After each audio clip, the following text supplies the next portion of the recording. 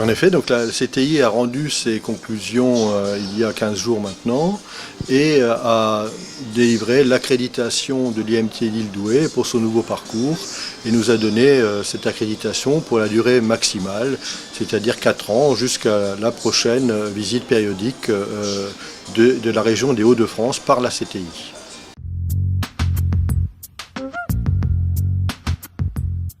La réflexion qui est derrière ce nouveau projet pédagogique est guidée par un travail réalisé par l'Institut Mines Télécom il y a déjà 4 ans qui s'appelle l'Ingénieur 2030.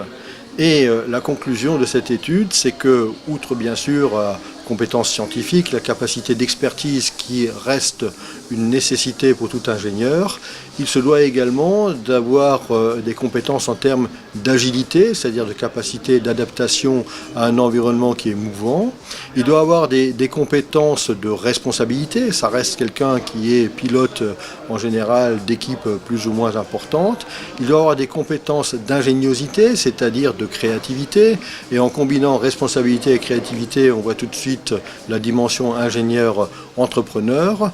Et enfin, il doit avoir des compétences en termes de leadership, de capacité d'entraînement.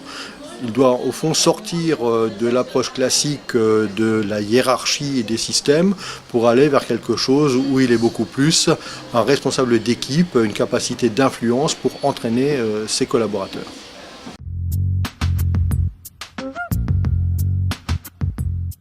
Nous mettons un accent très fort sur la dimension internationale du parcours. On ne délivre le diplôme du cursus IMT Lille-Douai qu'à des élèves qui justifient d'au moins 6 mois d'expérience à l'étranger.